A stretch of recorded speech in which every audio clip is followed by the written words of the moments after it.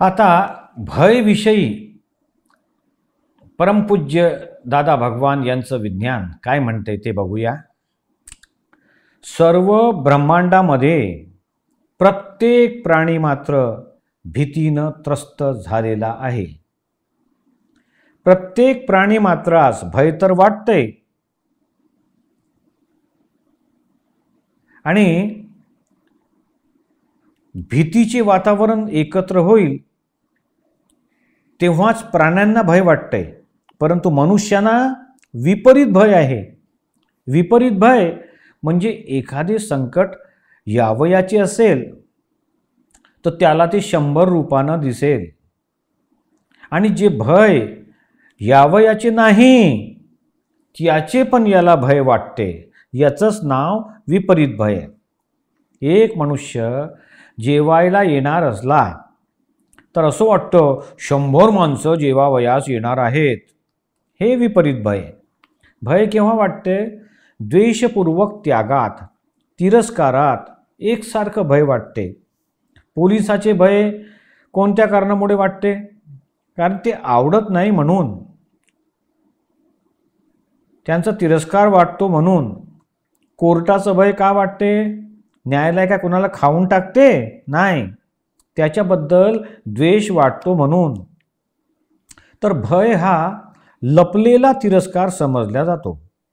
सापामध्ये सुद्धा भगवान आहे, तो दिसत नाही म्हणून भय वाटतं ना. साप परिस्थितीजन्य पुराव्याने येतो. साप सर्कमस्टॅन्शियल एव्हिडन्सनुसार येतो. जर सहजरीतीनं समोर भेटला आणि मनुष्याच्या मनात भीती वाटली नाही तर साप बाजूला होऊन पुढे निघून जातो. जर त्याच्याबरोबर हिशोब नसेल तर मग तो काहीच करणार नाही. संसार मार्ग भ्रांतीवाला आहे, जळफळाट उत्पन्न करणार आहे. जळफळाट म्हणजे काय?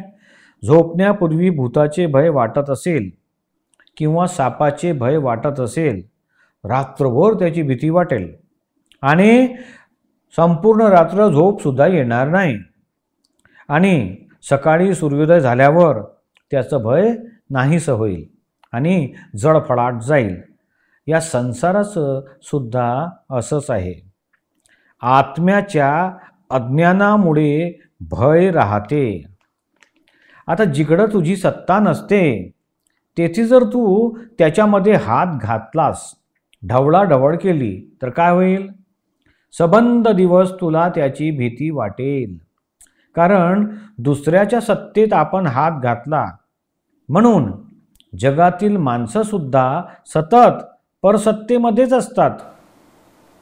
मी चंदूलाल, हीच परसत्ता आहे, आरोप आहे. स्वतःची सत्ता पाहिली नाही, जाणली नाही आणि परसत्तेत मुक्काम ठोकला म्हणून एकसारखे भय भय भय वाटते. सर्वच आपोआप मिळणार आहे असं आहे, पण विश्वास असला पाहिजे ना. लोकांना असं वाटतं हे नाही मिळालं तर, हे असं नाही झालं तर हेच विपरीत भय आहे. अरे तुला भीतीच वाटायची असेल तर मरणाची भीती लक्षात ठेव. प्रत्येक क्षणाक्षणाला या जगास मरणाची भीती आहे, त्याचं तुला भय वाटत नाही. जर त्याची भीती वाटली तर मग जग मोक्षाचा उपाय शोधेल. आता तर सगळे लोक जड झालेले आहेत.